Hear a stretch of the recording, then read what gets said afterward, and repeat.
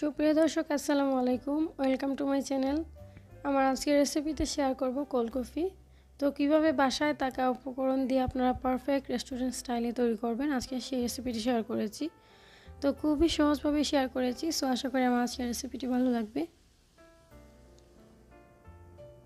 তো কফি তৈরি করার জন্য প্রথমে আমি একটা ব্লেন্ডারে জার নিয়ে নিলাম। এর মধ্যে দিয়ে দিয়েছি পরিমাণ মতো দুধ। তো আমি এখানে হাফ লিটার দুধ ইউজ করেছি। তো আমি দুধটাকে আগে জাল করে ফ্রিজে রেখে ঠান্ডা করে নিয়েছি। কেউ চাইলে কাঁচা দুধ ইউজ করতে পারেন, যেগুলো লিকুইড দুধ থাকে, তবে দুধটা জাল করে নিলেই ভালো হবে। তো এখানে আমি হাফ লিটার দুধ নিয়ে নিয়েছি। এবারে দিয়ে দিচ্ছি পরিমাণ মতো চিনি। তো আমি এখানে হাফ কাপ চিনি দিয়েছি। তো আপনারা আপনাদের পরিমাণ মতো অ্যাডজাস্ট করবেন। এখন দিয়ে দিচ্ছি কফি পাউডার 4 চা চামচ।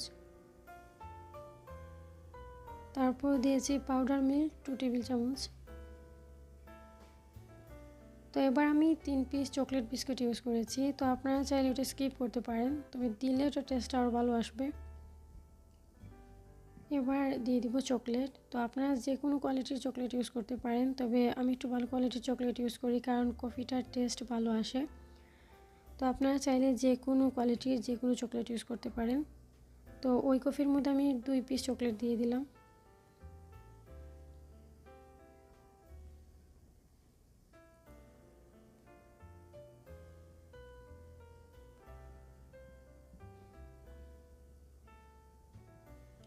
তো সবগুলো উপকরণ দেওয়ার পরে আমি চামচের সাহায্যে সামান্য কিছু মিক্স করে নিচ্ছি।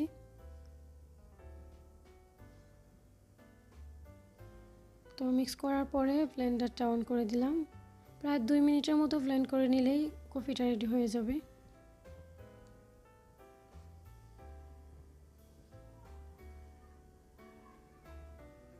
প্রায় 2 মিনিটের মতো আমি ব্লেন্ড করে নিয়েছি। এই পর্যায়ে কিন্তু আমার কফিটা পুরোপুরি রেডি। তো আমি যে গ্লাসে সার্ভ করব গ্লাসটা নিয়ে নিলাম। তবে কেউ চাইলে ওই গ্লাসগুলোকে আলাদা ডার্ক চকলেট দিয়ে আপনারা ডেকোরেশন করতে পারেন, তবে আজকে আমি ওইগুলো করিনি। তো এবার আমি ব্লেন্ডারের জার থেকে কফিগুলো গ্লাসে ট্রান্সফার করে নিচ্ছি। তবে আপনারা কফিগুলো যখন গ্লাসের মধ্যে ডালবেন, তখন যে কফির লিকুইড মিশ্রণটা ঠিকই গ্লাসের মধ্যে আসবে, আর যে ফেনা, ওই ফেনাটা আসবে না। তো কফির ফেনাটা আলাদা চামচ দিয়ে গ্লাসের মধ্যে রেখে দিতে হয়। তো কফির মিশ্রণটা ঢেলে দেওয়ার পরে আমি 2 টুকরো বরফ দিয়ে দিলাম। এই যে দেখতেই পাচ্ছেন, আমি চামচের সাহায্যে গ্লাসের মধ্যে রেখে দিচ্ছি। তো এই কাজটা আপনাদের করতে হবে। তো 2টো গ্লাসে এই সম পরিমাণে নেওয়ার পরে আমি এর উপর কিছু কফি পাউডার দিয়ে দিলাম। তো কেউ চাইলে ওখানে ডার্ক চকলেটও দিতে পারেন।